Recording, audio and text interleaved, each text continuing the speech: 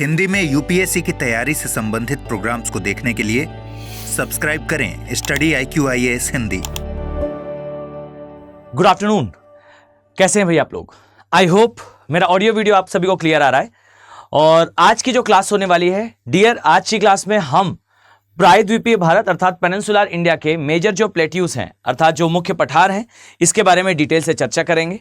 ये भी देखेंगे कि इनका इंपॉर्टेंस क्या है, इनका पर्यावरणीय महत्व क्या है, और साथ में यहां पर इंफ्रास्ट्रक्चर, डैम और जो रिजर्वायर्स की प्रॉब्लम है, इरिगेशन से रिलेटेड डायमेंशंस है, ये सब कवर करेंगे। ओके, अगर आप लोग सीरीज को फॉलो कर रहे हो तो आपने देखा होगा इस सीरीज में डियर मैं बहुत माइन्यूटली सारे टॉपिक्स को, चाहे वो प्री पॉइंट ऑफ व्यू से हो या मेंस पॉइंट ऑफ व्यू से, कवर कर रहा हूं। तो मेक इट श्योर कि आप इस सीरीज के हर लेक्चर को एटलीस्ट 2 बार देखो। याद रखना, फर्स्ट टाइम देखने पे अगर आपने नोट्स बनाने का प्रयास करा तो ये कहानी जो है वो catch me if you can हो जाएगी। मतलब आपको ऐसा लगेगा कि मैं भाग रहा हूं और आप मुझे पकड़ने का प्रयास कर रहे हो। सो ये ना हो, इसके लिए जरूरी है कि आप लोग कोशिश करो कि आप लोग जो है वो फर्स्ट टाइम पे इत्मीनान से पहले लेक्चर सुनो, उसे समझो, सिंक इन करो, ठीक है। और उसके बाद सेकेंड टाइम पे इत्मीनान से आपको पता होगा कि भाई इस लेक्चर में किस स्थान पर मैंने क्या जानकारी दी है।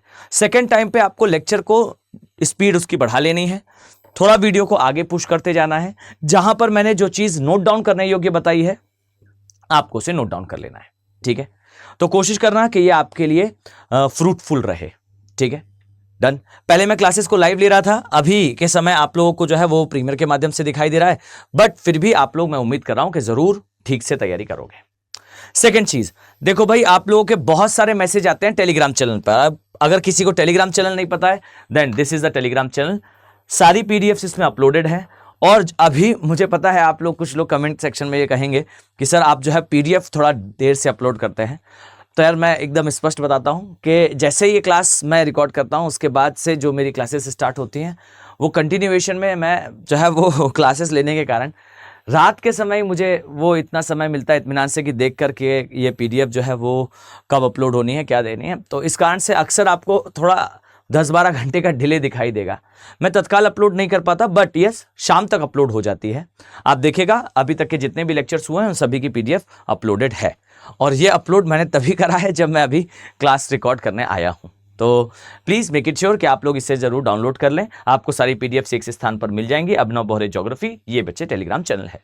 सेकंड थिंग, अगर आप मुझसे जुड़ना चाहते हो, मुझसे बात करना चाहते हो, कुछ पूछना चाहते हो एग्जाम रिलेटेड, तो आप इस ईमेल आईडी पर abhinav.bohre@studiiq.com इस पर मुझे मेल कर सकते हो, या फिर इंस्टाग्राम पे सेम नाम से अभिनव बोहरे के नाम से मेरी आईडी है।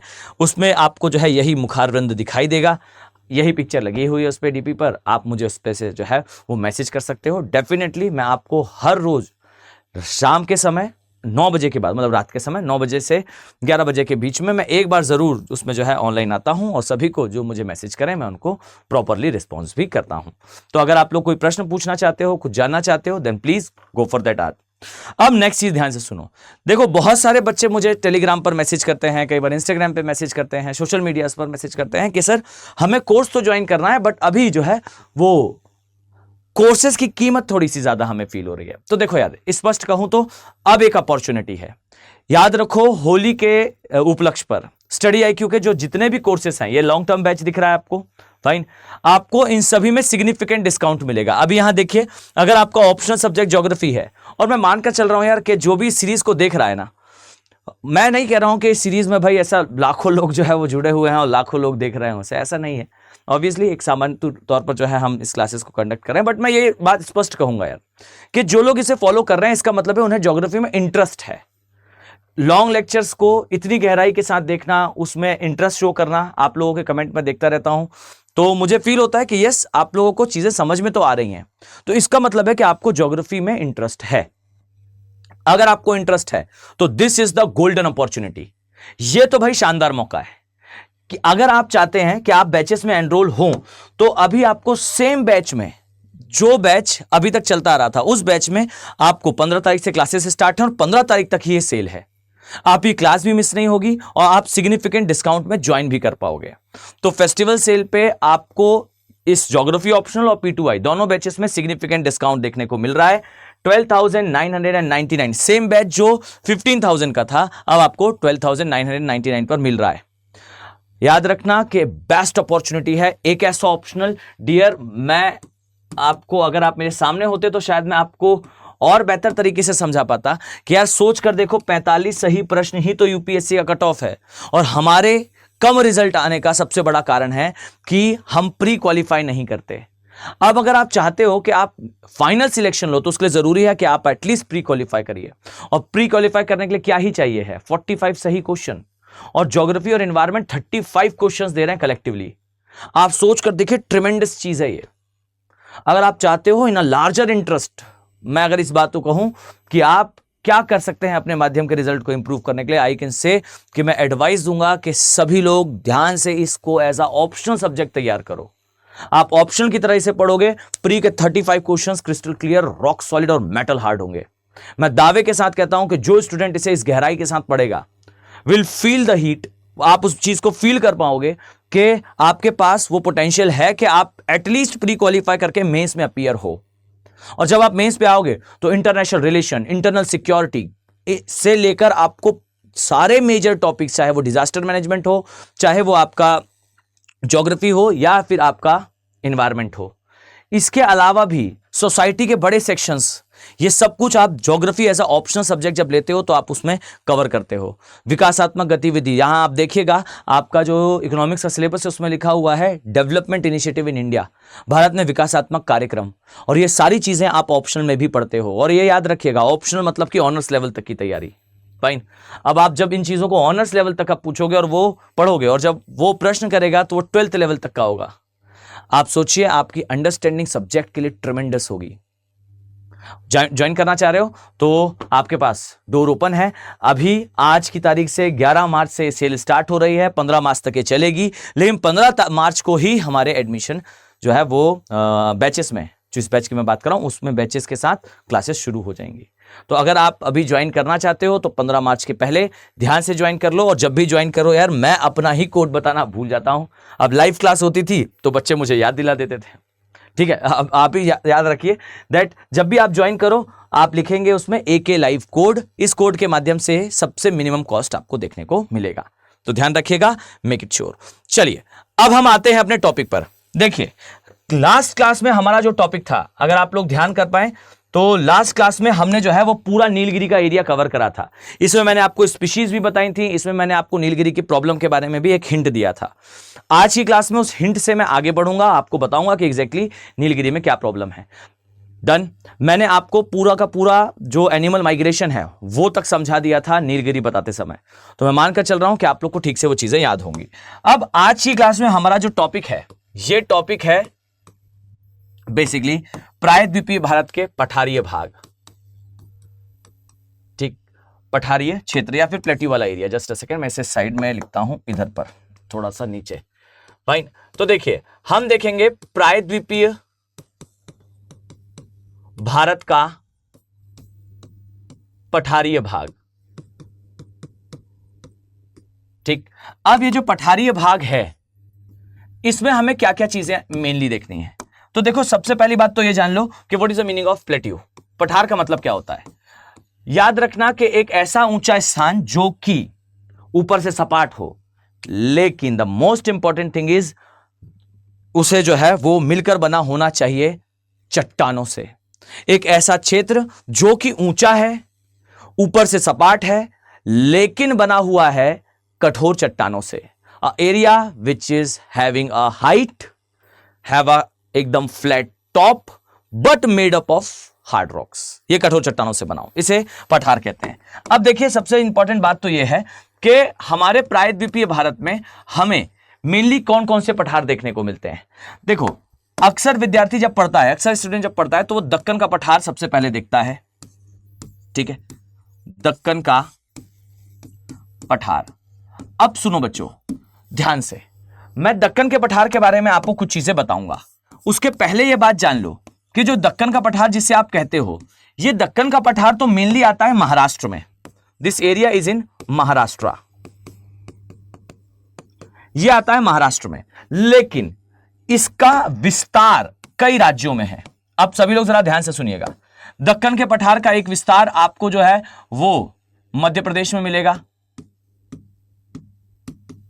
ठीक, दक्कन के पठार का एक विस्तार आपको जो है वो राजस्थान में मिलेगा। जी हां, राजस्थान। दक्कन के पठार का एक विस्तार आपको गुजरात में भी मिलेगा और दक्कन के पठार का एक विस्तार बच्चों आपको जो है वो इवन इन कर्नाटका भी दिखाई देगा। फाइन। तो देखिए, दक्कन का पठार एक बार में अगर हम कहें तो ये आता कहां पर है? महाराष्ट्र में, जहां इसका नाम एग्जैक्टली डेक्कन प्लेट्यू ही है। डेक्कन प्लेट्यू या पठार ही है, लेकिन बाकी के राज्यों में इसका विस्तार है। अब देखिए, मध्य प्रदेश में इसे मालवा का पठार कहते हैं, मालवा का पठार कहा जाता है। राजस्थान में इसे मारवाड़ का पठार कहा जाता है। गुजरात में इसे काठियावाड़ का पठार कहा जाता है और कर्नाटका में इसे कर्नाटका का ही पठार कहते हैं। कर्नाटका का मालनाड रीजन या कर्नाटका का पठार कहते हैं। मैं अभी मालनाड क्या होता है ये सब आपको आराम से बताता हूं। मालनाड और मैदान वाला एरिया ये इसे कहा जाता है। सो मेक इट श्योर के हम जिसे कहते हैं कि ये दक्कन का पठार है, एग्जैक्टली अगर मैं स्पष्ट शब्दों में कहूं तो ये दक्कन का पठार केवल महाराष्ट्र में नहीं है, इसका विस्तार कई राज्यों में है और ये राज्य जो है वो दक्कन के पठार के ही एक्सटेंशन को लिए हुए हैं। ये इनके नाम है। अब मैं आपको इससे संबंधित कुछ अन्य चीजें बताता हूं, सभी लोग जरा ध्यान से सुनना। देखो, सबसे स्पष्ट और सबसे पहली बात तो यही है कि इस भाग के बारे में हमें क्या क्या जानना है। पहला चीज जो हमें जानना है वो है इसका निर्माण। दूसरी बात जो मैंने अभी आपको बताई विच इज विस्तार। तीसरी बात जो मैंने आपको बताई विच इज स्थलाकृति। जी हां, मैं आपको इसके बारे में इसकी स्थलाकृति बताऊंगा और इसके पश्चात हम इसके बारे में बात करेंगे, इसके महत्व के बारे में, मतलब इसका एग्रीकल्चरल इंपॉर्टेंस। ठीक, हम इन बिंदुओं पर इसकी चर्चा स्टार्ट करते हैं। तो सबसे पहला हमारा जो एजेंडा ऑफ डिस्कशन रहेगा, हमारा चर्चा का बिंदु रहेगा, वो है दक्कन के पठार का निर्माण हुआ कैसे, how this plateau used to form. Okay, done, कहानी क्लियर है। हम देखने वाले हैं प्रायद्वीपीय भारत के बारे में, प्रायद्वीपीय भारत के पठारीय भाग के बारे में, जिसमें हम देखेंगे दक्कन के पठार के बारे में। मैंने नीलगिरी लास्ट क्लास में कवर कर लिया है, छोटा सा उसकी पहाड़ियों वाला हिस्सा बचा हुआ है which is southern hill complex. मैं आज की क्लास में उसे भी जो है आपको एक्सप्लेन कर दूंगा, so don't you worry about southern hill complex. दक्षिण भारत की पहाड़ियां तीन हैं, अनाईमुंडी, अन्नामलाई, पालनी पहाड़ी और इलायची की पहाड़ी है। तीन पहाड़ियां हैं, कुछ खास नहीं है। मैं अभी चर्चा के दौरान ही इसके बारे में भी आपसे बात कर लूंगा, डोंट वरी।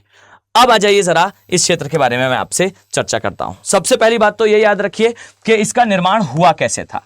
मैं मानकर चलता हूं बच्चों कि आप लोगों को, जस्ट अ सेकेंड, मैं मानकर चलता हूं कि आप लोगों को अब ये डायग्राम याद हो चुका है। दिस इज अफ्रीका, ये क्या है? ये अफ्रीका है। ठीक, यहां आपको दिखाई देता है ये है यूरेशियन प्लेट। यूरेशियन प्लेट मतलब कि वो प्लेट जिससे आज हम जुड़े हुए हैं।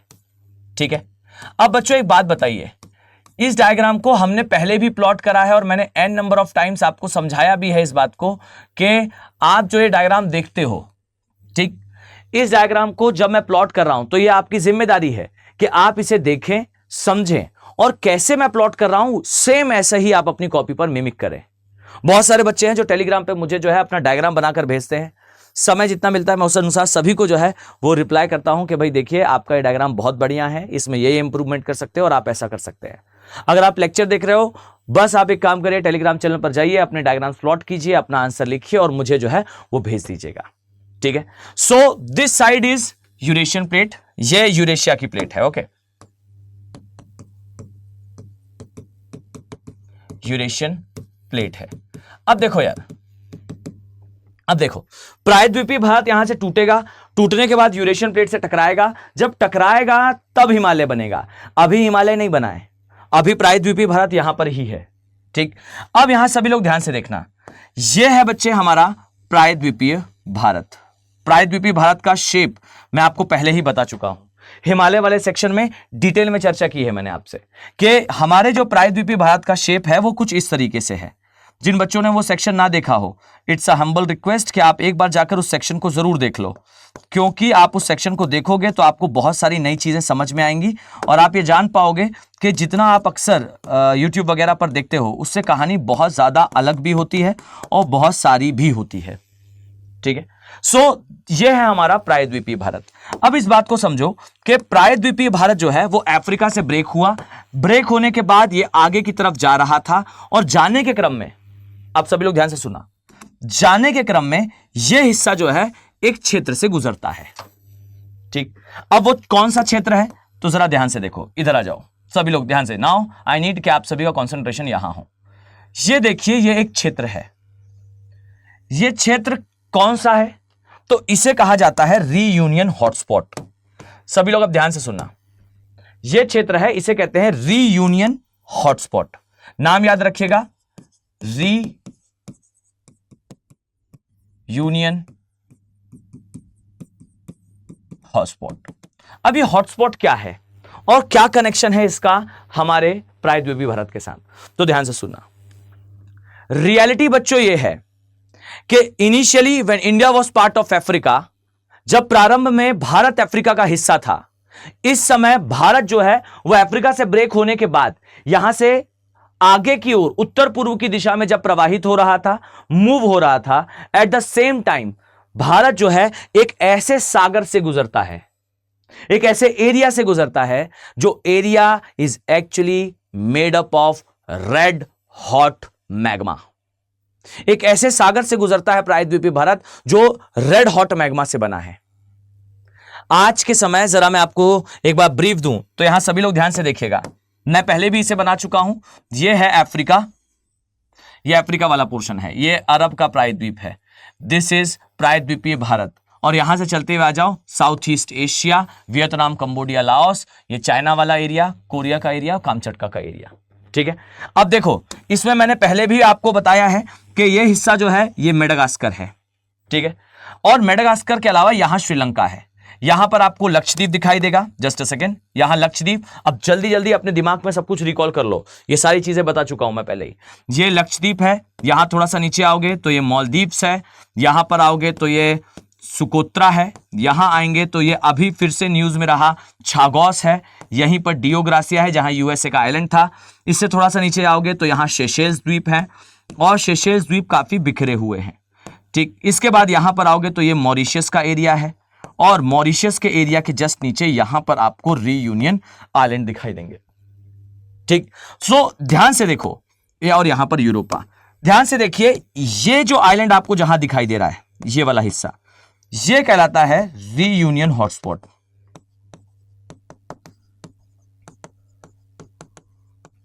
Reunion hotspot. अब जरा इस बात को समझो कि आज जहां पर रीयूनियन हॉटस्पॉट है वहां अभी भी वॉल्केनिक एक्टिविटी हो रही है। अब आपके दिमाग में आएगा सर ये एग्जैक्टली हॉटस्पॉट जो आप कह रहे हो ये है क्या? तो देखो पहले तो मैं डायग्राम में नेमिंग कर दूं। ये है साउथ ईस्ट एशिया,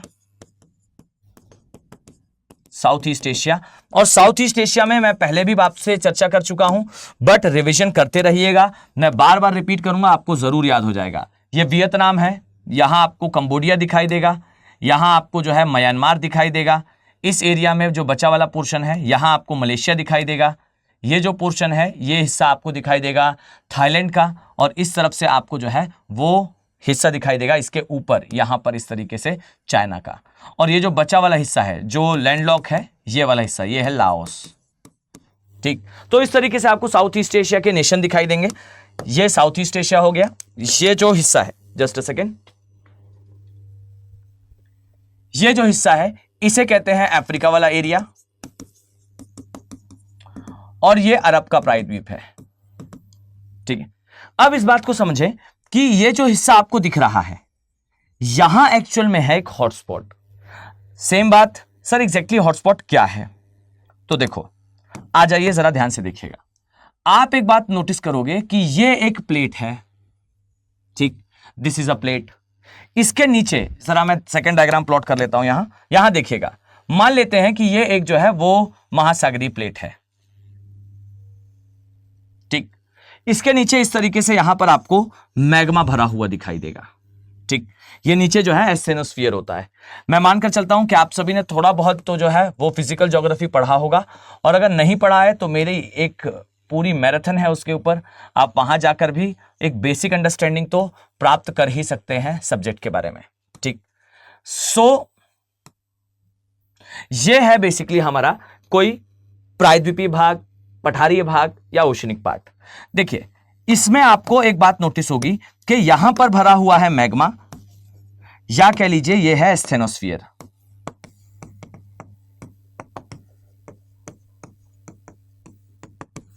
ये एस्थेनोस्फीयर है। अब देखिए, एस्थेनोस्फीयर दुर्बल मंडल बोले तो मैग्मा वाला एरिया, ये लिथोस्फीयर बोले तो स्थल मंडल, ये सॉलिड वाला पार्ट।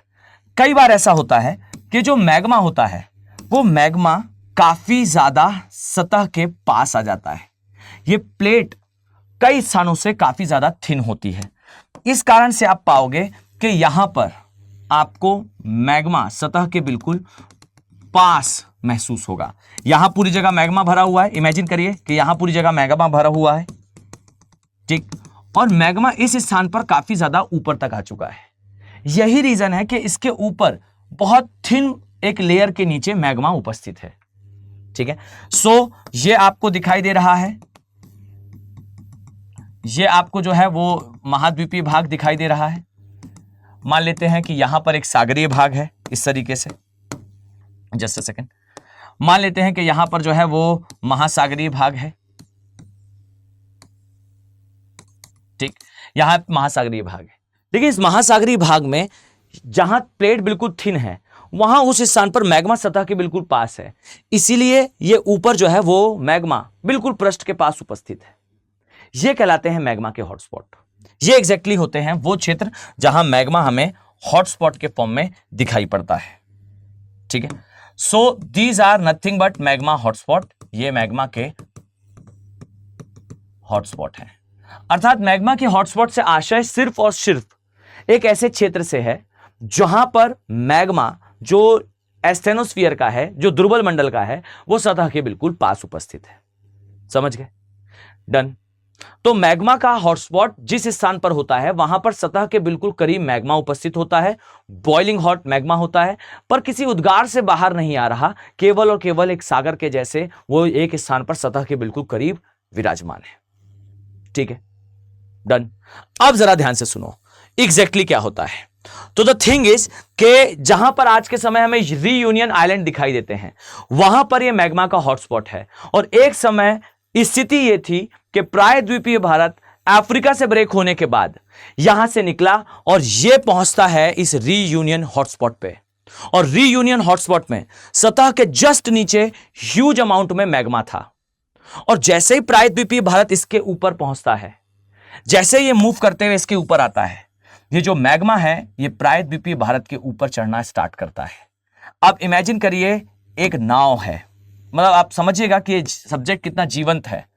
आप इमेजिन करिए कि एक नाव है और ये नाव जो है वो निकलते हुए आगे जा रही है एक सागर में, और वो जो सागर है वो मैग्मा से बना हुआ है, ये उसे पुश कर रही है। देखो अब होता क्या है एग्जैक्टली, तो देखिए ये जो थिन लेयर यहां पर उपस्थित है, ये जो पतली सी परत यहां पर उपस्थित है, जब प्रायद्वीपीय भारत ऐसे आगे बढ़ता है तो वो इस परत को जो है वो ब्रेक करता जाता है, वो इस परत को जो है वो ब्रेक करता जाता है, ये इसे तोड़ता जाता है। जब ये इसे तोड़ेगा तो जो मैग्मा है ये बड़े स्तर पर दिखाई देगा। आप लोग थोड़ा सा इमेजिन करिएगा, जब इस परत को जो है वो ब्रेक करा जाएगा तो सतह पर जो मैग्मा है ये बड़े स्तर पर दिखाई देगा। भाई प्रायद्वीपीय भारत जो है वो आगे शिफ्ट हो रहा है, शिफ्ट होने की प्रोसेस में वो इस परत को तोड़ेगा, और जब वो इस परत को ब्रेक करेगा तो ब्रेक करने की प्रोसेस में आप सभी पाओगे कि मैग्मा जो जमीन के अंदर भरा हुआ है ये बड़े स्तर पर ऐसे बाहर आएगा। और अब समझिए इस बात को, अब आप लोग ध्यान से जरा इमेजिन करिएगा। अगर मैंने आपसे कहा कि बच्चों ये एक बॉक्स है, ठीक, इस बॉक्स में ना जरा मैं डायग्राम के पास ही चलता हूं तो वहां पर समझाऊंगा, ज्यादा अच्छे से समझ में आएगा। देखिए एक सेकंड का और समय लगेगा भाई, थोड़ा सा इसे हम, चलिए अभी ऐसे ही देख लेते हैं। देखिए अगर मैंने आपसे कहा कि ये एक बॉक्स है, इस बॉक्स में बच्चों रेत भरी हुई है, ठीक, और रेत भरे होने के बाद ये एक ब्रिक है, ये एक ईंट है, ठीक, ये मैंने इस ईंट को लिया, इस बॉक्स में जोर से रखा और रखने के बाद बच्चों मैं इसे ऐसे आगे शिफ्ट कर रहा हूं। मेरी प्रोसेस को जरा दोबारा देखो। ओके, मैंने ये ब्रिक ली, लेने के बाद यहां जोरदार तरीके से रखी और रखने के बाद मैं इस ब्रिक को ऐसे आगे शिफ्ट कर रहा हूं। ठीक है, आई रिपीट, ये ब्रिक है, ब्रिक को मैंने पूरे फोर्स के साथ यहां रखा और रखने के बाद मैं ऐसे आगे इसे शिफ्ट कर रहा हूं। अब बच्चे एक बात बताइए, जब मैं इसे शिफ्ट करूंगा तो यहां से रेत जो है वो हटती जाएगी, क्योंकि भाई मैंने दबाव डालकर इसे यहां से आगे खिसकाया है। अब जब मैं ब्रिक को आगे खिसकाऊंगा तो ब्रिक ने यहां से रेत हटाई, हटाने के बाद रेत कहां जाएगी? ऊपर वाले के पास।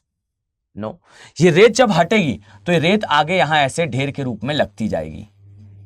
ठीक, तो इस तरीके से आपको जो है वो प्रायद्वीपीय भारत के प्रवाहित होने पर इसके जो पूर्वी हिस्सा है, जो इसका पूर्वी भाग है, वो चूंकि आगे चल रहा है, तो ये जो हिस्सा आपको दिखाई पड़ रहा है, यहां ध्यान से देखिएगा, ये जो हिस्सा आपको यहां का दिखाई दे रहा था, इस हिस्से को यह हटा रहा है और हटाने के कारण वो हिस्सा जो है वो समय के साथ हमारे पूर्वी घाट वाले साइड पर इकट्ठा होता जा रहा है।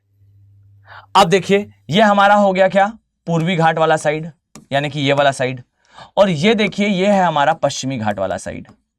अब इस बात को समझना कि हमारा जो पश्चिमी घाट वाला साइड है ना, वहां पर नीचे मैग्मा सतह के बिल्कुल पास है, और हमारा जो पूर्वी घाट वाला साइड है वहां पर मैग्मा जो है उस सतह के काफी नीचे, ये सतह है और इससे काफी नीचे है। आई होप आप इमेजिन कर पा रहे हो। फाइन, मैंने क्या कहा? मैंने कहा कि आप एक जो है वो बेड बना लें रेत का, और उसके ऊपर एक ईंट रखकर उससे आगे गुजारें। ईंट जितनी रेत हटाती जाएगी उतनी रेत ईंट के आगे इकट्ठी होती जाएगी, ब्रिक के आगे इकट्ठी होती जाएगी। ठीक, जो रेत पीछे से हटी है उसके नीचे अगर मैग्मा है तो आप इमेजिन करिए कि ईंट के, ब्रिक के सामने वाले हिस्से पर आपको मैग्मा दिखाई नहीं देगा, क्योंकि वहां रेत आगे इकट्ठी हो चुकी है। लेकिन उसके पीछे वाले हिस्से ने पूरी रेत हटाई है। चूंकि उसने पूरी रेत हटाई है तो यहां पर मैग्मा सतह के बिल्कुल पास है। और सच बताएं तो डियर, ये एक नाव के जैसा है। नाव एक सागर में तैर रही है, और उस सागर में तैरते समय जब ये नाव आगे जा रही है तो उसका आगे वाला हिस्सा ऐसे ऊपर उठा हुआ है और पीछे वाला हिस्सा थोड़ा सा नीचे है। और बस यही कारण है कि यहां पीछे वाले हिस्से से जो है वो मैग्मा ऊपर चढ़ना स्टार्ट होगा। आप एक बार इमेजिन करिए उस स्थिति को कि एक मैग्मा, रेड हॉट मैग्मा का सागर है, और उस पे एक स्थल भाग ऐसे जैसे पानी पे एक बोट चलती है ऐसे चल रहा है, और जब वो आगे बढ़ रहा है तो उसका सामने वाला हिस्सा थोड़ा ऊपर उठा हुआ है। ये ऊपर इसलिए उठा है क्योंकि इसने जो हिस्सा यहां से हटाया है वो समय के साथ उसके आगे वाले भाग में इकट्ठा हो रहा है, और पीछे वाले हिस्से से समय के साथ मैग्मा जो है ऊपर चढ़ रहा है। जिस जमीन पर डियर आप आज खड़े हो वो जमीन एक समय पर पश्चिमी घाट की तरफ से मैग्मा में डूब रही थी। फाइन, और मैग्मा इसके ऊपर ऐसे शांत रूप से दरारी उद्गार के माध्यम से चढ़ रहा था। तो याद रखिए कि प्रायद्वीपीय भारत जब रीयूनियन हॉटस्पॉट से गुजरा, मैं मानकर चलता हूं कि आपको इतनी डिस्कशन में ये बात जरूर समझ में आई होगी कि जब प्रायद्वीपीय भारत रीयूनियन हॉटस्पॉट के ऊपर से गुजरा तो हमारे पश्चिमी घाट के साइड से जो है वो मैग्मा हमारे प्रायद्वीपीय भारत के ऊपर चढ़ा। लेयर बाय लेयर ये चढ़ रहा था, परत दर परत ये मैग्मा जो है वो आगे जा रहा था। इसे कहा जाता है Reunion hotspot. Fine, this is called as Reunion का हॉटस्पॉट वाला एरिया यहां लिखा है, और ये है हमारा प्रवाह प्रायद्वीपीय भारत का। ये जरा मैं नामकरण कर दूं, प्रायद्वीपीय भारत, और ये जो प्रायद्वीपीय भारत है इसका प्रवाह। Just second, this is the naming. याद रखना बच्चों कि जब भी कभी आप डायग्राम प्लॉट करते हो तो उसमें नेमिंग करना सबसे जरूरी है। एक बार नेमिंग कर दी, इट डजंट मीन कि आपको पूरे जगह उसे लिखना नहीं पड़ेगा। अगर आपने किसी डायग्राम को रिपीट करा है तो आपको ध्यान से उसे जो है उसकी नेमिंग करनी होगी। प्रायद्वीपीय भारत। अब देखिए, जब ये उत्तर पूर्व की ओर गया, रीयूनियन हॉटस्पॉट से गुजरा, तो इस प्रोसेस में हमारे प्रायद्वीपीय भारत के साथ क्या हुआ? तो हमारे प्रायद्वीपीय भारत के साथ हुआ शांत दरारीय उद्गार। इसे कहते हैं fissure vent eruption. Fisherman eruption का मतलब होता है कि यहां पर विस्फोट नहीं होता। अब इस शांत दरारी उद्गार का क्या परिणाम था? तो इससे हुई थी मैग्मा या फिर कह लीजिए लावा, इसकी फ्लोरिंग। ठीक है, फ्लोरिंग शब्द को एज इट इज याद करिएगा। ठीक है, यह हुई थी फ्लोरिंग, और इस फ्लोरिंग के कारण आप पाओगे कि हमारा जो दक्कन के पठार वाला हिस्सा है यह निर्मित हुआ। लेकिन रुकिए, ध्यान से सुनिएगा कैसे निर्मित हुआ। तो आइए अब सभी लोग जरा कंसंट्रेशन के साथ देखना। मान लेते हैं कि यह हमारा प्रायद्वीपीय भारत है। ठीक, मन ही मन बोलते जाइए ओके। ठीक, मन ही मन बोलते जाओ डन। ठीक है, तो देखो यह हमारा प्रायद्वीपीय भारत है। ठीक है, जरा मैं इसमें शेडिंग कर दूं। अब यहां ध्यान से सुनो, ज्यादातर विद्यार्थी सोचते हैं, ज्यादातर students they used to think like के ये जो हम शेडिंग कर रहे हैं ये डिजाइन है। देखो ये पाप है। ठीक, ये जो शेडिंग आप करते हो ना, ये दिखाता है कि आप जो डायग्राम प्लॉट कर रहे हो उसका व्यू क्या है। व्यू का मतलब है कि आप इसे साइड से दिखा रहे हो कि ऊपर से दिखा रहे हो। तो ये जो आप शेडिंग करते हो बताता है कि ये साइड व्यू है, आप साइड से देख रहे हो। ठीक है, तो ये प्रायद्वीपीय भारत है। अब देखो मैग्मा की जो फ्लोरिंग हुई, वो मैग्मा की फ्लोरिंग कहां से होगी? वो पश्चिमी घाट से होगी। तो यहां से जो है मैग्मा इस तरीके से निकलना स्टार्ट होता है। अब मैग्मा यहां से ऐसे निकलते हुए जाता है और यहां तक जो है वो एक परत इसकी ठंडी हो जाती है। ठीक, इसके पश्चात प्रायद्वीपीय भारत और आगे बढ़ता है, और आगे बढ़ता है तो फिर से यहां फ्लोरिंग होती है, फिर से मैग्मा जो है वो निकलकर यहां भर जाता है, फिर से फ्लोरिंग होती है, फिर ये इधर तक आता है, फिर फ्लोरिंग होती है, फिर फ्लोरिंग होती है। आप जरा एक बात नोटिस करिए कि जैसे जैसे मैग्मा की फ्लोरिंग हो रही है तो आपको एक बात महसूस होगी कि प्रायद्वीपीय भारत में जब जब इसका मूवमेंट उत्तर पूर्व की दिशा में हुआ तब तब जो है वो मैग्मा की फ्लोरिंग होकर मैग्मा जो है वो सतह पर आकर जमा। फ्लोरिंग का मतलब होता है जमना, फैलकर जम जाना। अब देखिए यहां पर ना जितने बार प्रायद्वीपीय भारत आगे बढ़ा था उतने बार फ्लोरिंग हुई थी। तो मान लेते हैं पहले थोड़ा सा आगे बढ़ा तो ये फ्लोरिंग हुई, फिर थोड़ा और आगे बढ़ा फिर फ्लोरिंग हुई, फिर आगे बढ़ा अगेन फ्लोरिंग, अगेन फ्लोरिंग। आप क्या देख पा रहे हो? आप एक बात नोटिस कर पा रहे हो कि भाई चूंकि जहां से इरप्शन हुआ है वहां पर हमेशा फ्लोरिंग हुई है, इसीलिए वहां पर इसकी हाइट ज्यादा है। ठीक, और जैसे जैसे आप पूर्व की तरफ जा रहे हो इसकी फ्लोरिंग जो है वो कम होती जा रही है, इसीलिए पूर्वी भाग में इसकी जो है वो फ्लोरिंग कम है। तो याद रखो कि वास्तविकता तो यह है कि आज जो हम कहते हैं कि दक्कन का जो पठार है वो महाराष्ट्र तक सीमित है, सच बात तो यह है कि दक्कन का पठार या कह लीजिए वो क्रिया जिसने इसे बनाया था उसने एक समय पर पूरे प्रायद्वीपीय भारत को मैग्मा से ढक दिया था। प्रायद्वीपीय भारत एक ऐसी प्लेट है जो कभी भी कंप्लीटली सबमर्ज नहीं हुई, पानी के अंदर नहीं गई, लेकिन यह मैग्मा में डूबी थी। इसके पीछे वाले हिस्से पर मैग्मा जो है वो इतना ज्यादा निकला था कि यह आगे तक फैला था, इवन छत्तीसगढ़ के एरिया तक यह गया होगा। आप सोचकर देखिए कि महाराष्ट्र से मैग्मा निकलते निकलते जो है छत्तीसगढ़ और इवन तेलंगाना तक के एरिया को पूरा उसने कवर करा होगा। बस दिक्कत यह है कि यहीं महाराष्ट्र वाले, कर्नाटक वाले या गुजरात वाले एरिया में, ये गुजरात का एरिया, ये महाराष्ट्र का एरिया, ये कर्नाटक का एरिया, यहां पर ये सुरक्षित है क्योंकि यहां पर इसकी चौड़ाई ज्यादा है। इससे आगे जाओगे तो धीरे धीरे करके इसकी चौड़ाई कम होती गई, ये पतला होता गया, और पतले होने के साथ समय के साथ ये वाला हिस्सा जो है वो अपरदित या फेड आउट हो गया, इरोड हो गया, वैनिश आउट हो गया। तो एक चीज हमेशा याद रखना कि प्रायद्वीपीय भारत एक समय पर रीयूनियन हॉटस्पॉट से चूंकि गुजरा, इस कारण से पूरे प्रायद्वीपीय भारत में मैग्मा की फ्लोरिंग हुई, और इस कारण से इसके पश्चिमी भाग में इसकी चौड़ाई ज्यादा है और पूर्वी भाग में इसकी चौड़ाई या ऊंचाई कम है। ठीक, और इसी कारण इसका पूर्वी भाग जो है वो गायब भी हो चुका है। बट यहां एक और बात रिमार्केबल है, और वो ये कि जब हम इस तरीके से इस भाग से नीचे आएंगे तो हम एक विशेष प्रकार की स्थलाकृति देख पा रहे हैं, और इस स्थलाकृति को कहा जाता है सीढ़ी नुमा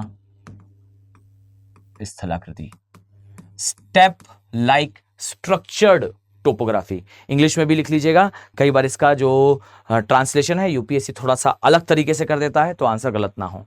तो हमेशा याद रखो कि स्टेप लाइक स्ट्रक्चर्ड टोपोग्राफी आपको इस स्थान पर देखने को मिलती है। ठीक है। सो एक चीज, प्रायद्वीपीय भारत में दक्कन के पठार का निर्माण कैसे हुआ है? तो निर्माण हुआ है शांत दरारी उद्गार से, और यह उद्गार के समय प्रायद्वीपीय भारत जो है वो रीयूनियन नामक हॉटस्पॉट, जो कि एक मैग्मा का समुद्र था, उसके ऊपर से गुजरा था और अंततः वहां से बाहर निकला। लेकिन मैग्मा हमारे ऊपर चढ़कर ठंडा हुआ था, इसलिए आज एक पठार है। Point clear? डन। अब एक और बात सुनो, ये सब जब हुआ तो वो काल कौन सा था? तो यहां सभी लोग ध्यान से सुनना। ये जो क्रिया आप देख रहे हो कि रीयूनियन हॉटस्पॉट से गुजरा था, ये हुआ कब था बच्चों? ये एग्जैक्टली हुआ था क्रिटेशियस काल में। ठीक है, देखिए मैं मानकर चल रहा हूं कि आप लोग को इस काल का नाम याद है, क्रिटेशियस काल। चलिए अब जल्दी जल्दी मुझे सभी लोग कमेंट सेक्शन पे बताओ। ठीक है, देखो जब वीडियो चल रहा होगा उस समय तो मैं शायद क्लास में होऊंगा, जिन क्लासेस की अभी मैंने बात करी जो। अच्छा एक बात और यार, मतलब ध्यान से सुना, ये जो बैचेस मैं बता रहा हूं, ठीक, जो 15 तारीख से जो बैचेस है इनमें एडमिशन की जो लास्ट डेट है, ठीक, इन बैचेस में मैं भी क्लास ले रहा हूं। ठीक है, तो अगर आप लोग पूरा फुल फ्लेज ज्योग्राफी पढ़ना चाहते हो, ठीक, फ्रॉम 0 अप टू 100, तो आप लोग इन बैचेस का हिस्सा बन सकते हो। संपूर्ण बैच में ज्योग्राफी पूरा कंप्लीट होगा और याद रखना कि फुल फ्लेज होगा। ठीक, दूसरी बात, अगर आप ऑप्शनल चाह रहे हो तो 15 मार्च को क्लासेस तो मैंने बता ही दी है, खैर इसकी किसकी क्लासेस तो स्टार्ट हो रही है। यार ठीक से पढ़ाई करना, मैं ट्रूली मतलब एकदम बाय हार्ट इस बात को कहना चाहता हूं कि हमारे माध्यम का रिजल्ट सुधार सकता है। हम सभी एक भेड़ चाल चलते हैं। भेड़ चाल का मतलब है कि सभी जिस दिशा में जा रहे हैं हम उसी दिशा में जा रहे हैं। तो इतना ध्यान रखना कि अगर आप सभी लोग उसी दिशा में जाओगे जिस दिशा में सभी जा रहे हैं, तो सभी जिस दिशा में जा रहे हैं वहां पर सभी का सिलेक्शन नहीं हो रहा, क्योंकि हमारा सिलेक्शन जो है वो मतलब इस बात को आप जानते रहिए कि हमारा रिजल्ट काफी ज्यादा अच्छा नहीं है यूपीएससी में, लेस देन 5% के आसपास होता है। अब इस कंडीशन में ना हिंदी माध्यम का रिजल्ट 5% के आसपास होता है। इस स्थिति में हमें इस बात को एग्जामिन करने की जरूरत है कि हम कहां गलती कर रहे हैं, where we are doing a wrong thing, where we are doing wrong approach. Actual बात है कि हमारा माध्यम इस सब्जेक्ट को डिटेल में पढ़ता ही नहीं है। ठीक, हम थोड़ा सा परहेज कर जाते हैं। आप देखिएगा हिंदी माध्यम में एक बहुत पॉपुलर सब्जेक्ट हो जाता है कि हम जैसे ऑप्शनल की बात करो तो हम बड़े स्तर पर हिंदी साहित्य को ऑप्ट करते हैं। अच्छी बात है, करना भी चाहिए, शायद अंक भी ज्यादा मिलते हों, फाइन, बट ऐसा कोई डेटा यूपीएससी नहीं निकालता। मतलब इस बात को समझिए कि ऐसा कोई सचेस डेटा यूपीएससी नहीं निकालता कि भाई किस सब्जेक्ट से आप कैसे या कितने सिलेक्शन होते हैं या हो रहे हैं। दूसरी बात है कि ये सब्जेक्ट अगर कोई माध्यम चुन रहा है और उसका रिजल्ट बेटर है तो फिर क्यों नहीं हम उससे ऑप्ट कर सकते। ऐसा मैं दावे के साथ लिख कर दे सकता हूं, ऐसा कुछ भी नहीं है सब्जेक्ट में आपको समझ में ना आए, फाइन। अगर आप पढ़ते हैं तो आपको सबसे ज्यादा रोचक फील होगा, सबसे ज्यादा इंटरेस्टिंग फील होगा। और अगर ये कहा जाता है, कई बच्चे मुझसे जो है वो टेलीग्राम वगैरह पे इस बात को पूछते हैं कि सर इस सब्जेक्ट से तो ये सब्जेक्ट जो है ज्यादातर इंग्लिश माध्यम ऑप्ट करता है, तो मेरा कहना यह है कि अगर ऑप्ट करता है तो उसका रिजल्ट भी अच्छा है। और अगर हम लेवल प्लेइंग फील्ड पर हैं, अगर हम इस बात के लिए आजाद हैं कि हम इस सब्जेक्ट को ऑप्ट करके पढ़ सकते हैं, तो क्यों ना इसे पढ़ा जाए। अगर आपको, मैं जब इस बात को समझा रहा हूं, प्रीवियस लेक्चर्स आपने देखे हैं, आप उसे देखिए, उसकी गहराई को जानिए, सबसे इंटरेस्टिंग ऑप्शनल है, फाइन। अगर आप इसे पढ़ोगे तो डियर ये सारी चीजें यूपीएससी के प्री में बेहद इंपॉर्टेंट होती हैं। आप सोच भी नहीं सकते कि आपका इंटरनेशनल रिलेशन या इंटरनल सिक्योरिटी, ये सब कुछ कितने बड़े स्तर पर ऑप्शनल में आप पढ़ते हो। मैंने examples an number of time repeat करे हैं। सो अगर पढ़ना चाह रहे हो तो अभी होली का टाइम है, आप इस समय पर एनरोल कर सकते हो। सीरियसली इस बात को समझिएगा, ठीक है। चलिए अब आ जाइए जरा, ये रीयूनियन हॉटस्पॉट से गुजरा, ये क्रिटेशियस काल में था। अब एक बात मुझे कमेंट सेक्शन में बताना, आप सभी ने मेरा वो लेक्चर देखा है या नहीं। आप सर्च कर लीजिएगा, फिजिकल ज्योग्राफी का मेरा लेक्चर है, अभी 25 जनवरी को हुआ था, मुझे आज भी डेट याद है, ठीक। 25 जनवरी को ये लेक्चर हुआ था, सैटरडे का दिन था। उस लेक्चर को जाकर ध्यान से देख लो। उसमें मैंने पृथ्वी का पूरा भूगर्भिक इतिहास जितने एराज हैं, ये सारे एरा आपको बताए हैं, उनमें से एक एरा ये है।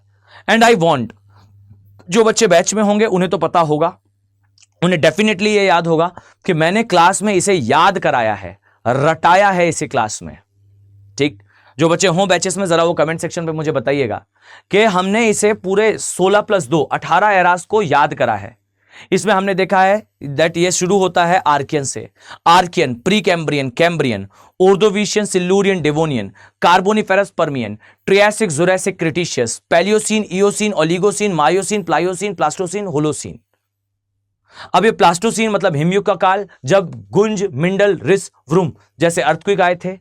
कार्बोनिफेरस काल, जब पृथ्वी पर विशालकाय वनस्पति हुआ करती थी ग्लोसोप्टेरस नाम से, और ये जो वनस्पति थी, इस वनस्पति का जो साइज था वो कई मंजिल बिल्डिंग से ऊंचा था, 50-50 माले जितनी ऊंची, 50th फ्लोर जितनी ऊंची ये वनस्पति हुआ करती थी कार्बोनिफेरस काल में। और आप सभी ने कभी सोचा नहीं कि हम जो वनस्पति या फिर हम जो जीवाश्म जला रहे हैं, जीवाश्म ईंधन जिसे हम कहते हैं, कभी सोचा आपने कि वो किसका जीवाश्म है?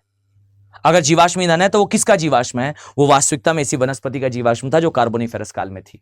इसी तरीके से आपने कभी सोचा नहीं कि पृथ्वी पर जमीन पे चलने वाले ही जीव ज्यादा क्यों हैं, सागर में क्यों नहीं, या उड़ने वाले क्यों नहीं? इन सभी के बारे में डिटेल से आप जानते हो पृथ्वी के भूगर्भिक इतिहास में। एक समय पर पृथ्वी पर दिन की अवधि केवल 10 घंटे थी। एक समय पर पृथ्वी पर कार्बन डाइऑक्साइड का स्तर 40% था। एक समय पर पृथ्वी पे आपको बहुत सारे ऐसे जीव दिखते थे जो ना ही आपने कभी सोचे, ना ही कभी इमेजिन करे। एक जीव था आर्कियोप्टेरस, जो हवा में उड़ता था, उड़ते हुए पानी के अंदर चला जाता था, गोता लगाता था और सीधा पानी के अंदर जाता था और सीधा बाहर निकलकर जमीन पर दौड़ने लग जाता था। ऐसे तक जीव पृथ्वी पर रहे हैं। ये सब कुछ पृथ्वी के जियोलॉजिकल हिस्ट्री में है। आई नो, मैंने कहा था कि मैं इसके बारे में आपको पढ़ाऊंगा, बट समय की थोड़ी सी कमी के कारण, बट मैंने क्लासेस में बताया, जहां मेरी रिस्पॉन्सिबिलिटी है उसे करना, मैंने वहां पर बताया भी है। मैं यूट्यूब पर भी इससे जरूर इस क्लास को कंडक्ट करूंगा, आई प्रॉमिस। फाइन, आने वाले हो सकता है इसी सप्ताह में संडे के दिन इसे कंडक्ट करूं, और कोशिश करूंगा कि वो क्लास लाइव हो। ठीक है, चलो। तो ये याद रखिएगा, क्रिटिशियस एक काल था। और ये कौन सा काल था? तो देखिए, क्रिटिशियस काल में एक्चुअली में बहुत सारी घटनाएं हुई थी। जो क्रिटिशियस काल था, इस काल में पृथ्वी पर बड़े स्तर पर ज्वालामुखीयता बढ़ी थी। मतलब पृथ्वी पर ना बड़े स्तर पर ज्वालामुखी सक्रिय हो गए थे, ज्वालामुखीयता में वृद्धि हुई थी। इसी ज्वालामुखीयता में वृद्धि के कारण एक तो हमारा जो हॉटस्पॉट है ये बना, दक्कन के पठार का निर्माण हुआ, दक्कन का पठार बना। ठीक, मैंने पहले भी समझाया है आपको कि पृथ्वी के धरातल पर काले दाग के समान जो ये पठार हैं, ये बता रहे हैं कि ये दाग, ये पठार एक समय पर पृथ्वी पे ज्वालामुखीय सक्रियता के कारण ये बने थे। फाइन, इसी क्रिटिशियस काल के लिए कहा जाता है कि सेम समय पर पृथ्वी पर उल्कापात भी हुआ था, उल्कापात भी हुआ था, मीटियोर बम्बार्डिंग कहा जाता है। लेकिन ये उल्कापात जो है वो साइबेरिया के एरिया में हुआ था। और ये जो साइबेरिया का एरिया है, साइबेरिया का क्षेत्र है, इस क्षेत्र में उल्कापात के कारण पृथ्वी में अस्थिरता आई थी। और इस अस्थिरता के कारण ज्वालामुखी सक्रियता और बढ़ गई थी। और इसी के कारण जो विस्फोट हुए थे, उनके परिणाम स्वरूप इस अस्थिरता से ज्वालामुखी में विस्फोट हुए। और इन विस्फोट से हुआ ये कि ये है हमारी मदर अर्थ, ये है हमारी पृथ्वी। और बच्चों, इससे एग्जैक्टली ये हुआ कि हमारे पृथ्वी के चारों ओर ज्वालामुखी उद्गार के परिणाम स्वरूप यहां पर ज्वालामुखी फटे। और इसके परिणाम स्वरूप आप पाओगे कि हमारे वायुमंडल में, खासकर ऊपरी वायुमंडल के साइड, ऊपरी वायुमंडल के साइड धूल और राख के कण ये आकर इकट्ठा हो गए। और इसके कारण इन्होंने जो है सूर्य से आने वाली जो सनलाइट थी उसे ब्लॉक कर लिया। और ब्लॉक करने के कारण पृथ्वी पर छोटा सा आइस एज आ गया, छोटा सा आइस एज आ गया। आइस एज का मतलब है हिमयुग। पृथ्वी का औसत तापमान क्रिटिशियस काल के जस्ट बाद, एंडिंग चल रही थी क्रिटिशियस काल की, उस समय बढ़ गया, उस समय तापमान घट गया, माफ कीजिएगा, और ज्वालामुखी फटे। देखो सिंपल सी बात है, ज्वालामुखी फटे, फटने के कारण धूल और राख के कारण ऊपरी वायुमंडल में गए, सूर्य से आने वाली किरणों को उन्होंने ब्लॉक करा, ब्लॉक करने के कारण नीचे का तापमान कम हुआ, और कम होने का अंतिम परिणाम था कि वो जो डायनासोर था वो एक ठंडे रक्त का जीव था, एक कोल्ड ब्लडेड स्पीशी थी। और कोल्ड ब्लडेड का मतलब क्या है, ठंडे रक्त का अर्थ क्या है? ठंडे रक्त का अर्थ है कि उसे दिन में कम से कम 8-9 घंटे की तेज धूप चाहिए थी। सो द रियलिटी इज कि यह जीव पूरी तरह से समाप्त हो गया, क्योंकि ऊपर से जो सनलाइट आया करती थी, ऊपर से जो सूर्य का प्रकाश आया करता था, वो प्रकाश ब्लॉक हो गया। और डायनासोर किसका शिकार करता था? डायनासोर शिकार करता था हमारे जैसे स्तनधारियों का। सो द थिंग इज कि पृथ्वी पर मास एक्सटिंक्शन हुआ उस जीव का जिसने 5 करोड़ साल तक पृथ्वी पर राज करा। इमेजिन करिए कि मानव को पृथ्वी पर आए हुए, चलिए मान लेते हैं कि जो है 1 लाख साल हुआ था, लेकिन सच बात है नहीं ये। मतलब आज से लगभग 55,000 साल पहले हम सभी बंदर थे, हमें आधुनिक मानव बने हुए 30,000, मतलब मानव के एकदम वो पूर्वज जो हमसे बहुत आइडेंटिकल थे, मैं उन्हें भी काउंट कर लूं तो 30,000 साल से ज्यादा हमारी एज नहीं है एज अ मानव। और हम सोचते हैं कि हम पृथ्वी के किंग हैं, we are the biggest player of earth. Just imagine कि ये वो जीव था, ये वो डायनासोर था जो अर्थ के अब तक के सबसे जो है स्टेबल स्पीशीज में से एक था, सबसे स्थिर जीवों में से एक था। 5 करोड़ साल तक पृथ्वी पर जिसने राज करा, 1 साल के अंदर पृथ्वी ने उसे वैनिश आउट करा था। 1 साल, सिंगल 1 ईयर। इसे कहते हैं मास एक्सटिंक्शन, इसे कहते हैं विशाल स्तर पर विलोपन। और यह पृथ्वी ने कई बार करा है, मतलब ऐसा नहीं कि एक जीव के साथ बात हुआ है, कई बार पृथ्वी ने मास एक्सटिंक्शन कॉज करा है, मास लेवल पर स्पीशीज को खत्म करा है। और जो सूर्य से आता था प्रकाश, यह सारा प्रोसेस जो है बहुत सिंपल सा है, बहुत कॉम्प्लिकेटेड नहीं है। अर्थ जो है वो जैसे आप किसी चीज को साफ करते हो, ऐसे अर्थ जो है वो पृथ्वी से कुछ जीवों को साफ करती है, क्लीन करती है, और फिर दोबारा एक अलग प्रजाति को मौका देती है। एंड डोंट वरी, हम इंटरग्लेशिएशन के एरा में हैं, अंतरा हिमयुग के काल में हैं। पृथ्वी वेट कर रही है उस दिन का जब आपके वैनिश आउट, मतलब मानव के वैनिश आउट होने का समय आएगा। बट डोंट वरी, तब तक हम परमात्मा को प्राप्त हो जाएंगे। तो मानकर चलता हूं कि हमारे समय पर तो नहीं होगा, बट ये जरूर है कि अगर हमने यही गतिविधियां चालू रखी तो ऑब्वियस सी बात है हमारे आने वाली जनरेशंस के लिए अर्थ पे कुछ नहीं बचेगा।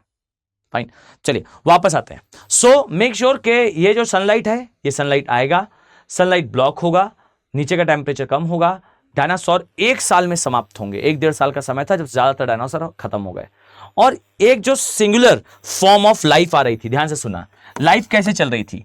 तो पृथ्वी पर जीवन इस प्रकार से चल रहा था। पहले एक कोशिकीय अकशेरुकी जीव था, फिर यहां ध्यान से सुना, फिर बहुकोशिकीय कशेरुकी जीव आया। कशेरुकी मतलब कि जिसका बैकबोन था, स्पाइनल कॉर्ड थी। इसके पश्चात समय के साथ ये स्पाइनल कॉर्ड जो है वो मजबूत होती है, और मजबूत होने पर यह स्पाइनल कॉर्ड के आसपास पूरा शरीर बनना शुरू होता है। ठीक, और ऐसे जन्म होता है फिश का। सो द थिंग इज, पहले एक कोशिकीय अकशेरुकी जीव, बहुकोशिकीय कशेरुकी जीव, फिर मत्स्य जीव, फिर मत्स्य जीव से वो बाहर आएगा और वो बनेगा उभयचरीय जीव, और फिर उभयचरीय से ये बनेगा सरीसृप।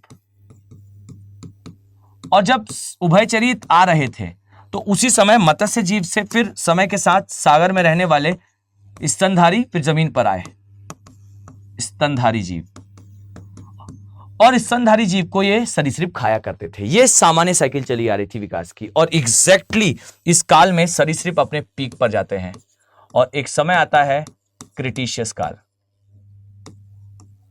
क्रिटिशियस काल में ये समाप्त होते हैं, और यही वो काल बनता है जो स्तनधारी जीवों को मौका देता है कि आओ अब तुम पृथ्वी पर राज करो।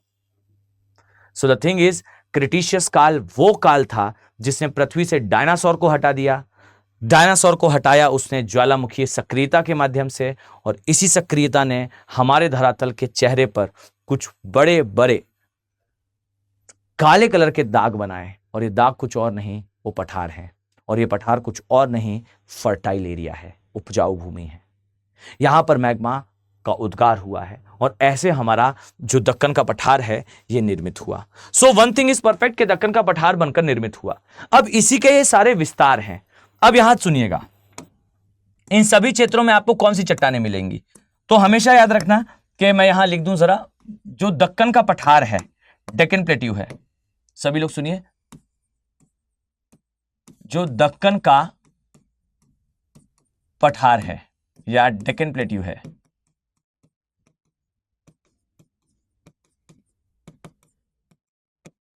ठीक, देखो इसका एक विस्तार महाराष्ट्र में है, वो मैं पहले लिख चुका हूं। तो देखो ये बना कब है, ये क्रिटिशियस काल में बना है, ये क्रिटिशियस,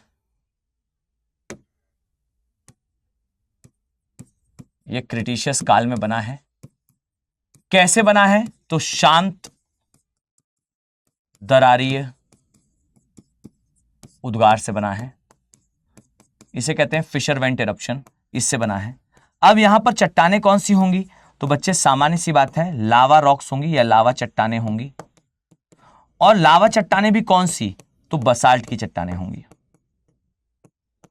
अब आप कहोगे सर ये बसाल्ट कहां से आ गया, मैं आपसे कहूंगा अरे सुनो, कुछ नहीं है, हमेशा याद रखो इस बात को कि जब भी कभी किसी स्थान से मैग्मा का उद्गार होता है तो उस स्थान पर मैग्मा के उद्गार के पश्चात, ठीक, मैग्मा अगर धरातल पर ठंडा होता है, मतलब ओपन एयर सॉलिडिफाई होता है, खुली हवा में ठंडा होता है, तो वो बसाल्ट बनाता है। अगर यही सेम मैग्मा सतह तक तो आया पर हवा में ठंडा ना होकर जमीन के कुछ अंदर ठंडा हुआ, मतलब एकदम हवा में ठंडा नहीं हुआ, मैग्मा बाहर तो आ रहा था पर कहीं बीच में दरारों में ठंडा हो गया, जमीन के अंदर ही ठंडा हो गया, तो यह बनाता है ग्रेनाइट। और अगर मैग्मा एकदम गहराई में ठंडा हुआ, बहुत ज्यादा डेप्थ में ठंडा हुआ, तो वो बनाता है गैब्रो। ठीक, तो मैग्मा वही है, धरातल पर ठंडा हुआ तो बसाल्ट की चट्टानें बनाएगा, धरातल के अंदर ठंडा हुआ तो ग्रेनाइट की चट्टानें बनाएगा, और एकदम अंदर ठंडा हुआ तो गैब्रो नामक चट्टाना बनाएगा। तो गैब्रो, ग्रेनाइट और बसाल्ट, ये तीनों जो मैग्मा की चट्टानें हैं उनके तीन अलग रूप हैं। गैब्रो एकदम गहराई में है, उससे ऊपर ग्रेनाइट है और धरातल पर बसाल्ट है। ठीक, सो ये बसाल्ट की चट्टानों से बना होता है। क्लियर। अब जब भी कभी इन चट्टानों का अपर्दन होगा तो हमेशा याद रखिए कि इन चट्टानों के अपर्दन से काली मृदा का निर्माण होगा। क्यों भाई?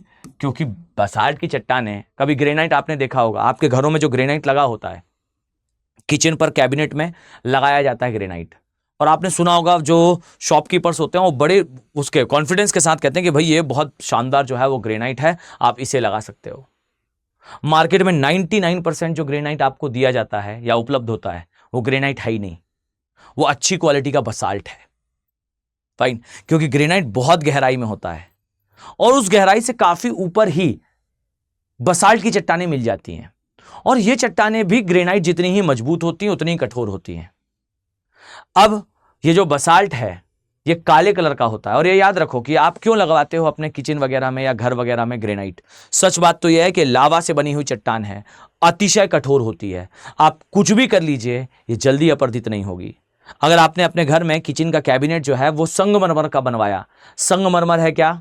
संगमरमर है अवसादी चट्टानें, कुछ समय में घिस घिस कर जब साफ करोगे तो समय के साथ संगमरमर जो है वो अपरदित होकर गायब होता जाएगा, आपके किचन के कैबिनेट की मोटाई कम होती जाएगी और एक दिन वो आसानी से टूट जाएगा। लेकिन अगर आपने अपना जो कैबिनेट है वो बनवाया किससे? ग्रेनाइट से। सो द रियलिटी इज आप कितना भी उसे यूज करिए, कितना भी रफ यूज करिए, वो ब्रेक नहीं होगा। अक्सर आपने देखा होगा कि घरों में सीढ़ियां वगैरह पर जो है वो ग्रेनाइट लगाया जाता है। ये ग्रेनाइट इसलिए है क्योंकि वो मजबूत पत्थर है, लेकिन नाम केवल ग्रेनाइट है, होता वो अच्छी क्वालिटी का बसाल्ट ही है, क्योंकि इतनी गहराई, हमें उतना हार्डनेस चाहिए ही नहीं। ठीक, आप कितना भी कुछ कर लो आप जल्दी उस पत्थर को तोड़ ही नहीं पाओगे। तो अच्छी क्वालिटी का बसाल्ट भी ग्रेनाइट की तरह ही दिखता है। ठीक, बाकी ऑथेंटिकली तो वो बोलते उसे ग्रेनाइट ही है, मतलब कहते बेचा जाता है यही बोल के कि वो ग्रेनाइट है। ठीक, सो आपके घरों में जो इस क्षेत्र में जो बसाल्ट की चट्टानें हैं, ये चट्टानें काले रंग की होती हैं। सामान्यतः ग्रेनाइट का कलर जो है काला होता है, या बसाल्ट का कलर जो है चट्टान का काला होता है। तो ये जब अपक्षय और अपरदन का शिकार होती है तो ये काली मृदा का निर्माण करती है, काली मृदा का निर्माण करती है। ठीक, और अब देखिए जरा, आ जाइए सभी लोग ध्यान से। अब देखिए ये जो काली मृदा है इसका विस्तार आपको कहां कहां दिखेगा। यही काली मृदा आपको राजस्थान में भी मिलेगी, यही काली मृदा आपको मध्य प्रदेश में भी दिखेगी,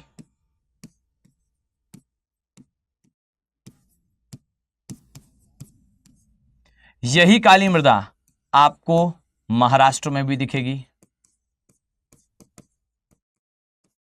यही काली मृदा आपको कर्नाटक में भी दिखेगी, और यही काली मृदा आपको गुजरात में भी मिलेगी।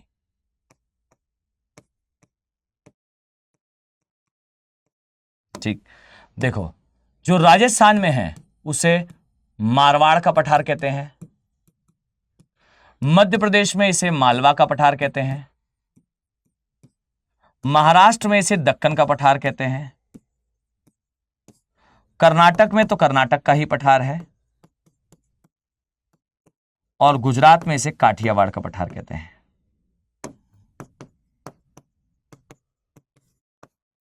अब देखो मारवाड़ में इसमें मोटे अनाजों की खेती होती है।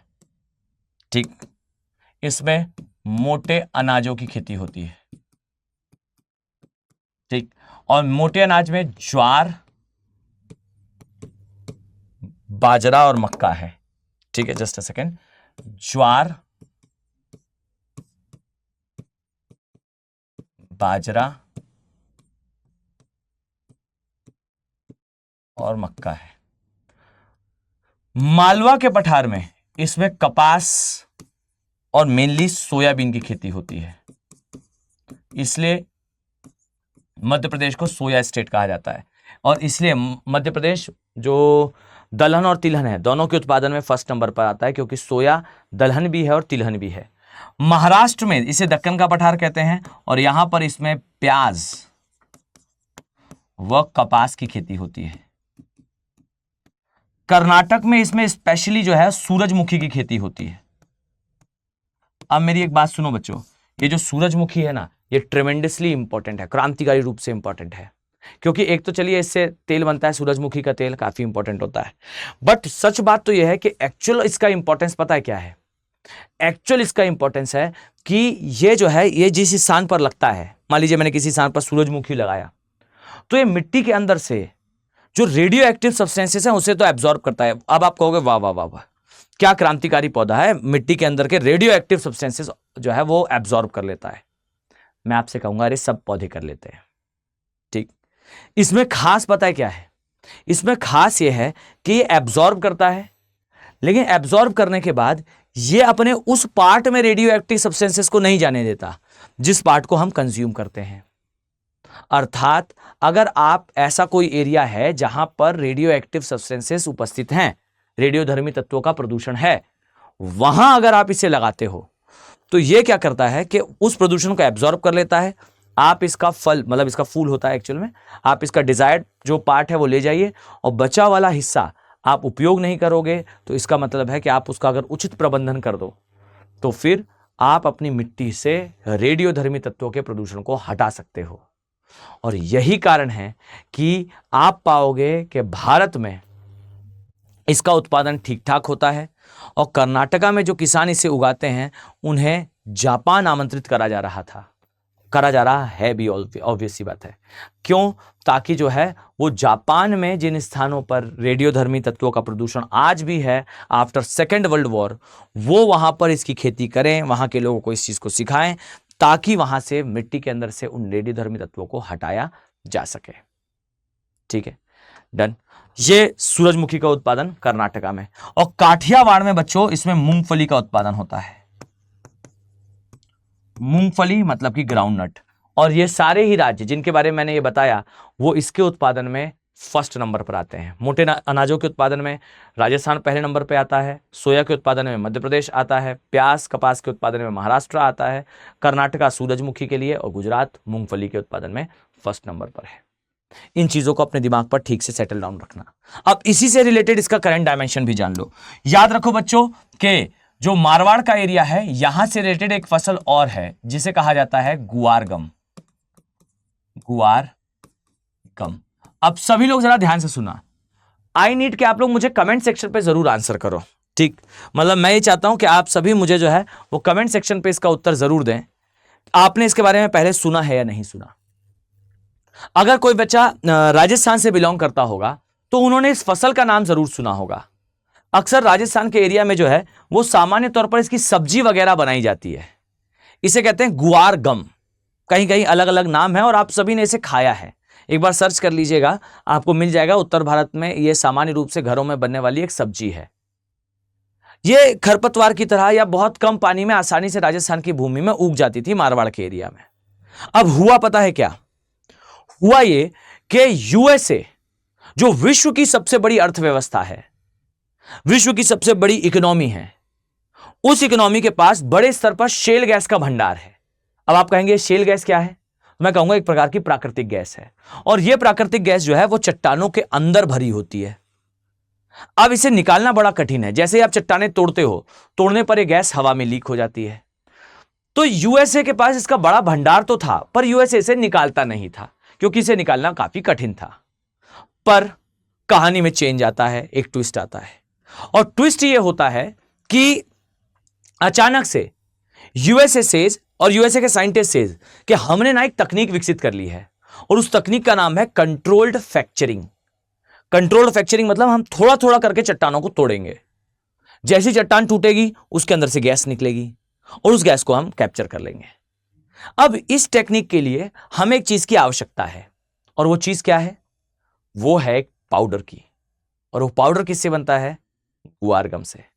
सो द रियलिटी इज गुआर गम का पाउडर हम यूज कर सकते हैं कंट्रोल्ड फ्रैक्चरिंग टेक्निक में शेल गैस को निकालने के लिए। अब विश्व की सबसे बड़ी अर्थव्यवस्था हमारे देश आती है और राजस्थान के बेचारे किसानों से बोलती है दो हमें गुआर गम। अब वो गुआर गम जो राजस्थान की मंडी में शायद 10, 12, 15 रुपए किलो से ऊपर के भाव में सामान्यतः नहीं बिकता था, उस गुआर गम को खरीदने के लिए आया USA. USA can buy anything at any cost if USA wants. USA किसी भी चीज को खरीद सकता है और वो खरीद सकता है किसी भी रेट में। और तब यूएसए ने बड़े स्तर पर गुआर गम राजस्थान से खरीदना शुरू करा। बच्चे आप बिलीव नहीं करेंगे, राजस्थान के वो किसान जो खाद्यान्न फसल उगा रहे थे, उन्होंने खाद्यान्न फसल उगाना बंद करके गुआर गम उगाया। इतने बड़े स्तर पर भात एक्सपोर्ट कर रहा था यूएसए को। एंड ये लगातार भाव बढ़ा रहे थे और यूएसए हर भाव पे वॉज रेडी। हम इंक्रीज कर रहे थे rate and USA says increase करते जाओ। Fine, reason they can buy. और दूसरी चीज है इसका उपयोग जैसे वो कर रहे थे उससे उन्हें बड़े स्तर पर मुनाफा हो रहा था। बड़े स्तर पर वो गैस जो उपयोग नहीं हो रही थी उसका उपयोग संभव हो पा रहा था, उसको निकालना, उसका एक्सट्रैक्शन जो है वो पॉसिबल हो पा रहा था, एक्सट्रैक्ट करना उससे पॉसिबल था। अब धीरे धीरे करके बातें फैली और फैलने के बाद इवन पंजाब हरियाणा का भी किसान जो है वो तक गुआर गम उगाने लगा था। अब यूएसए खरीद रहा था, सब उगा रहे थे। अचानक से एक वर्ष आता है, यूएसए से अब जरूरत नहीं है। क्यों? हमें दूसरी चीज हमने लैब में बना ली है, अब हम उससे जो है वो एक्सट्रैक्ट कर सकते हैं और ये एक्सपोर्ट करना, यूएसए ने इंपोर्ट करना और हमने एक्सपोर्ट करना, ये बंद हो गया। अब हमारे किसानों को हो जाता है इससे घाटा। तो फिर बीच में आई भारत सरकार and government of India says कि हमें बेच दो। एक जो है मूल्य देकर भारत सरकार ने किसानों से उसे खरीदा और खरीदने के बाद वो जो गुआर गम था उसे फेंक दिया। थोड़ा सा गुआर गम हमने बचाया क्योंकि हमारा जो शेल गैस है, हमारे पास भी ये सेम चीज जो है वो शेल गैस के रूप में उपस्थित है। ठीक है, ये याद रखना कि एक गैस होती है जिसका नाम है शेल गैस। शेल गैस, और ये जो गैस है ये निकाली जाती है आर्द्र क्षेत्रों से। हमारे यहां ये केजी डेल्टा में है, कृष्णा गोदावरी डेल्टा में है और इसे निकालने में यूज होता है गुआर गम का। गुआर गम का।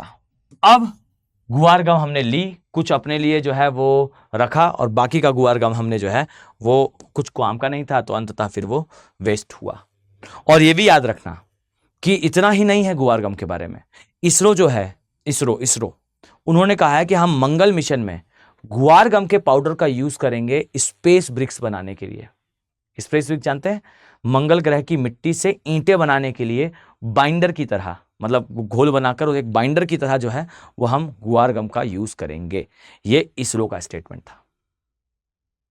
ठीक है, तो ये सारी चीजें आपको अपने दिमाग पर जो है वो ठीक से सेटल डाउन रखनी है, दैट आपको इस स्थान पर ये चीजें प्रोडक्शन के माध्यम से दिखाई देती हैं। ठीक, अभी थोड़ी समय सीमा जो है वो समाप्त होने वाली है, इसलिए मैं आगे वो जो छोटी सी पहाड़ियां बची हुई हैं मैं उसके बारे में नहीं बता रहा हूं। ठीक, बट आगे अभी इसका कंटिन्यूएशन रहेगा। अगर देखो बच्चों, आप लोग प्रयास करना कि आप इस सीरीज को जरूर ध्यान से देखो, इसे शेयर जरूर करो।